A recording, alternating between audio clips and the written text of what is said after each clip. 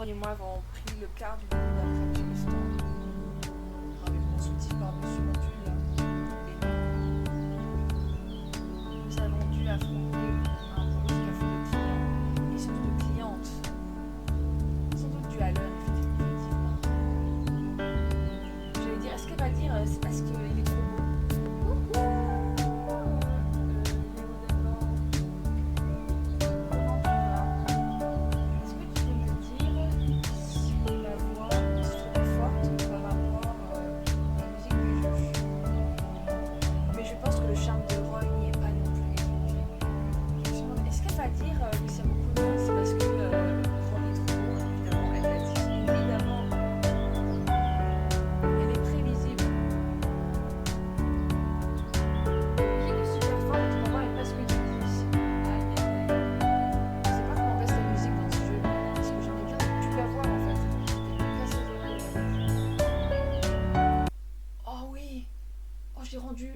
J'ai rendu le truc muet.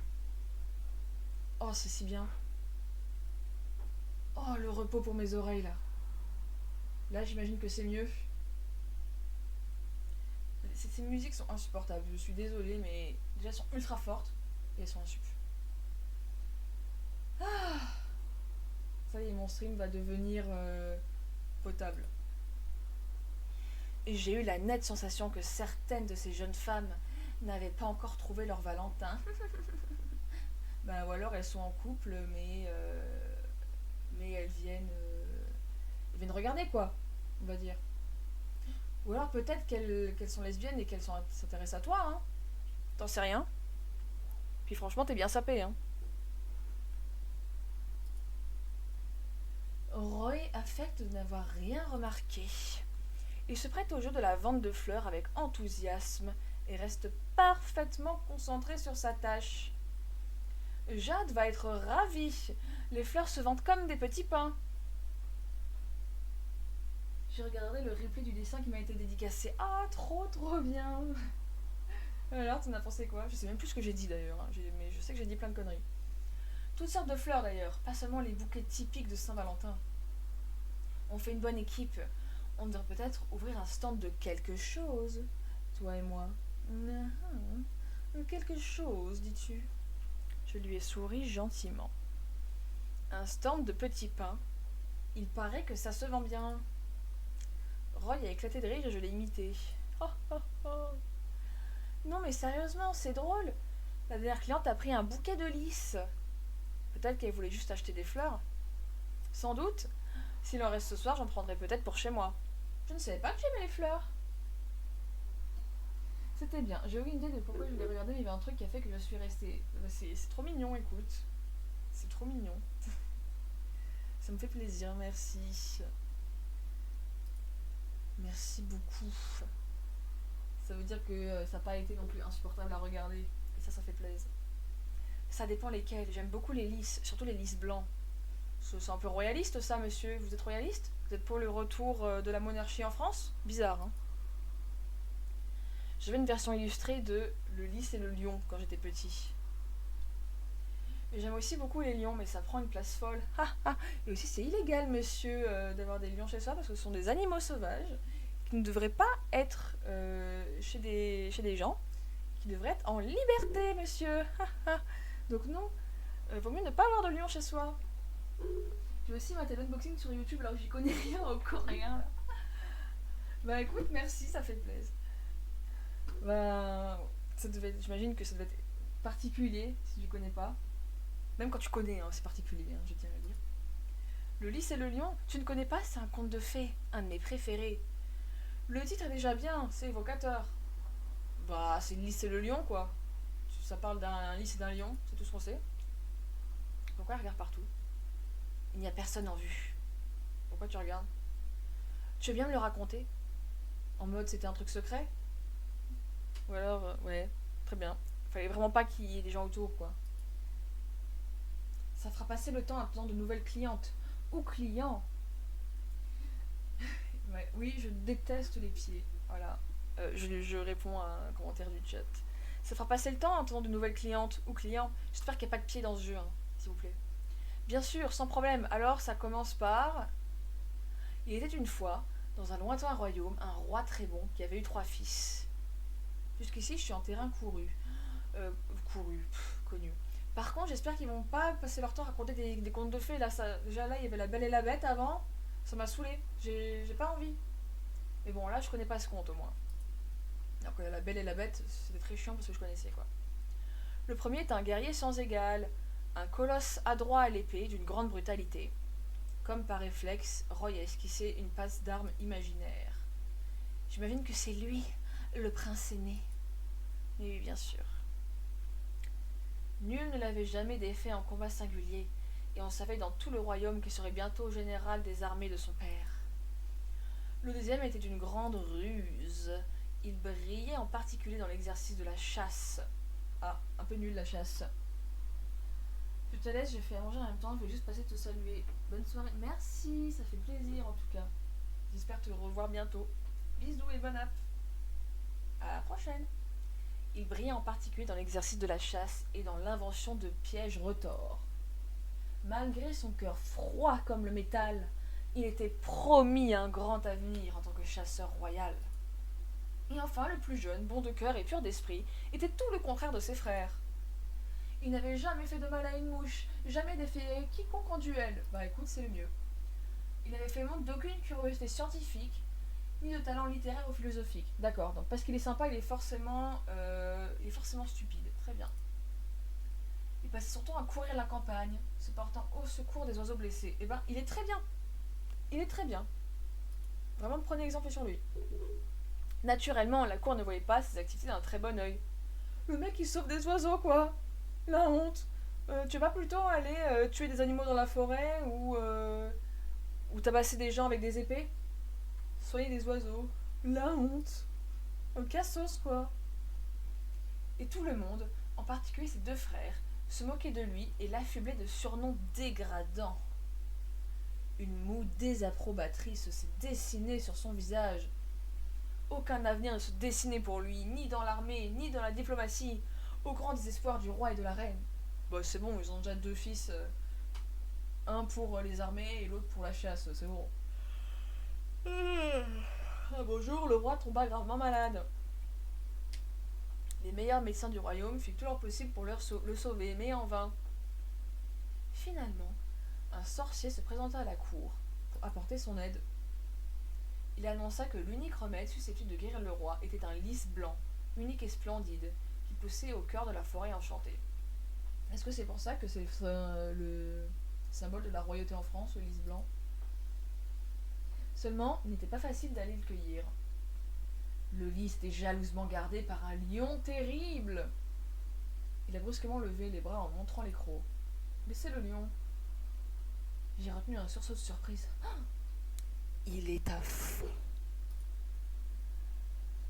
L'aîné promit de terrasser le lion et de ramener la fleur.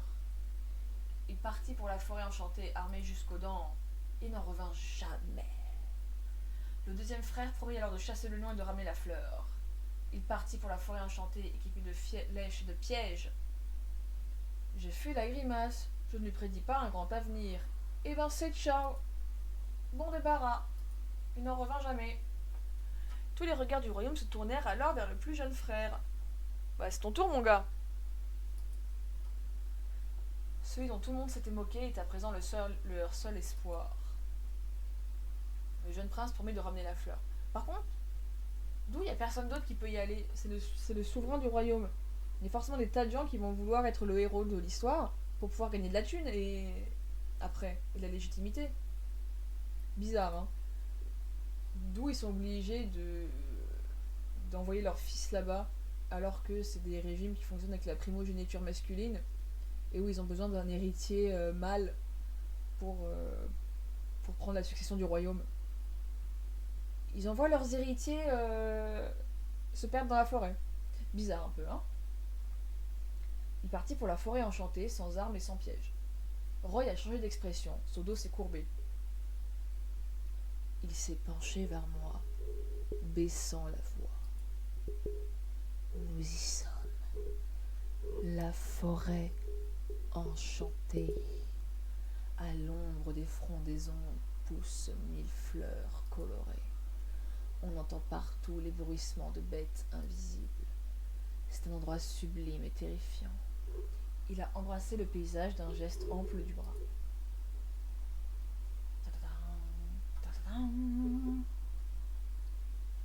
Waouh! C'est génial! J'ai regardé tout autour de moi. Depuis quand est-ce qu'on est là, Roy? Il a raison, nous y sommes. Là, vous êtes parti dans un délire. Le prince se mit à la recherche du lys sans attendre. Je me suis trompée tout à l'heure. Roy n'est pas le prince aîné, bien sûr. Il est le jeune prince au grand cœur. Bah tant mieux, hein. Protégé de la peur par l'innocence de son cœur pur, il avança sans crainte dans l'entrelacs de branches et de racines moussues. Après une demi-journée de marche, il entendit une petite voix appeler au secours. Bien sûr, comme à son habitude, il se dirigea vers la voix. C'était le lion! Le lion, il a besoin d'aide! Faut l'aider!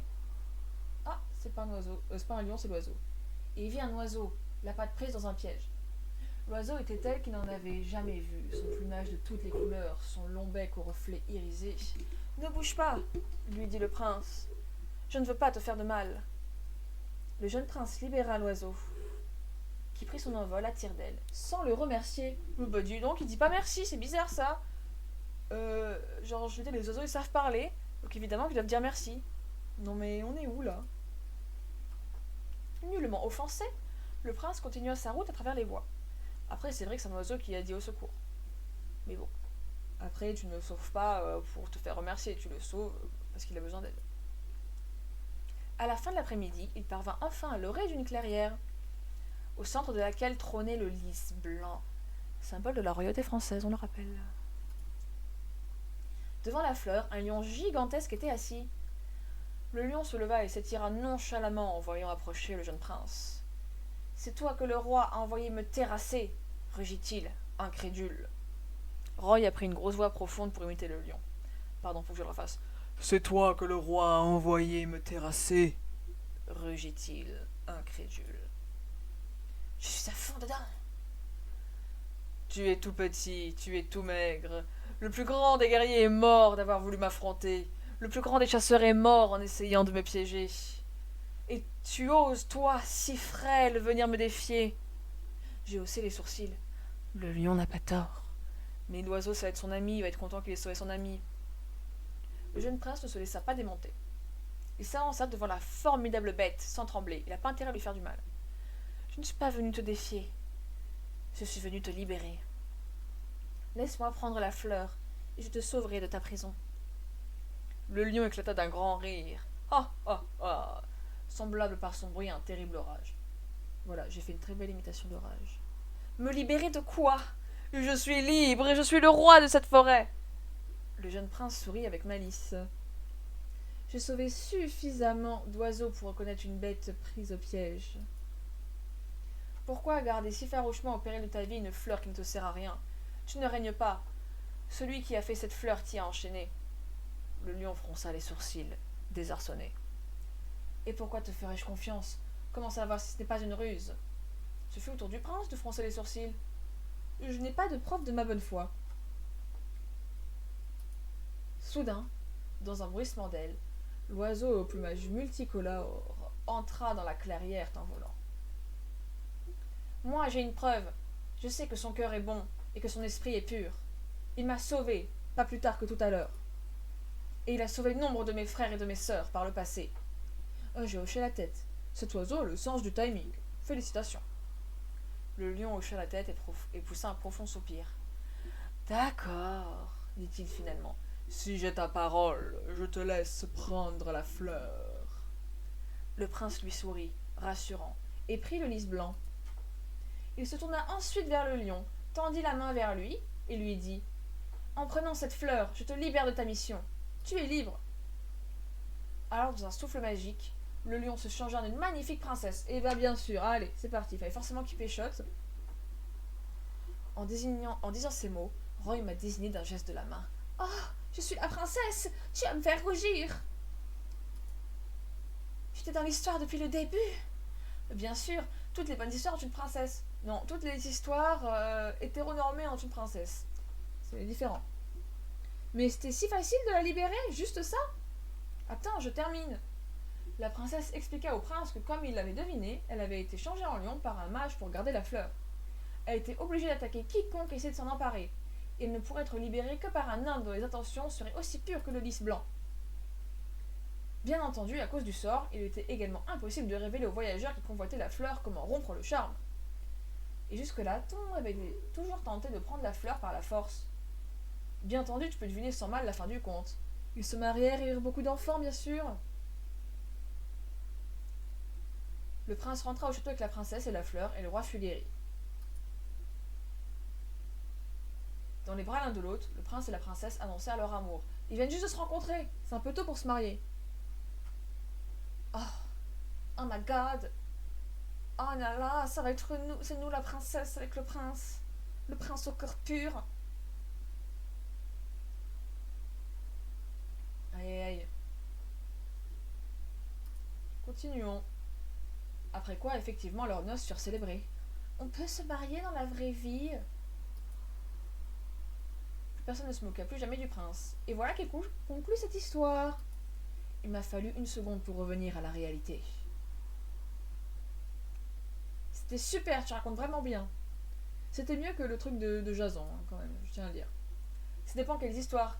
Celle-ci, je la connais pratiquement par cœur. Comment ça se fait qu'elle t'ait autant marqué?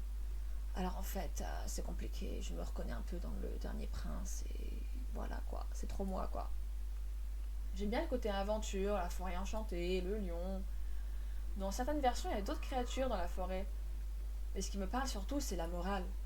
L'idée qu'être animé de bonnes intentions et faire le bien autour de soi soit une meilleure solution que la force ou la ruse. Parce que ça va plus loin que dire juste que c'est moralement meilleur. Tout le monde est d'accord pour dire que c'est mieux d'être gentil que d'être une brute. Mais le conte dit surtout que ça fonctionne mieux. Il dépasse les dilemmes moraux du type est-ce condamnable d'être violent dans la poursuite d'un but noble? Il va un peu plus loin que ça, et ça me plaît beaucoup. Je ne peux plus m'arrêter de sourire. Je ne sais pas pourquoi, mais j'adore entendre parler de ce conte. Oh, je pensais pas que tu avais autant réfléchi. J'ai le temps de penser à plein de choses quand je nage. Ah, il fait de la natation, d'accord. Il a soudain changé complètement d'expression. Voilà, qu'est-ce qui se passe? Plein de gens arrivent d'un coup. J'ai plissé les yeux. On dirait que la jeune femme de tout à l'heure est allée chercher ses copines. Au boulot. On reprendra cette conversation plus tard. Avec grand plaisir. On décortiquera la morale de contes classiques plus tard.